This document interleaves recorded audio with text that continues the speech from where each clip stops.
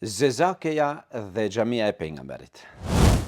Miq të dashur, Muhajjin quhej një zezake e cila pastronte xhaminë e pejgamberit alayhis salam çdo ditë.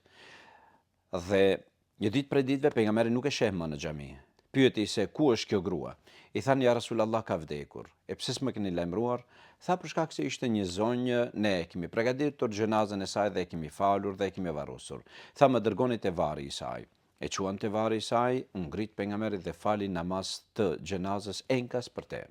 Një punë e vogël e saj që pastronte disa gjëra në xhami, e lëvizje pejgamberin enkas për te varri i saj. Pra, nëse nuk mund të bësh një punë të madhe, atëherë bëre një punë të vogël, dhe puna e vogël nganjëherë shkruhet te Zoti e Madhe. E nëse nuk je në gjendje të pastrosh një xhami, apo të pastrosh rrugën ku jeton, atëherë spaku mos e përlyj atë dhe mos e ndot atë. Një ditë të mbarë.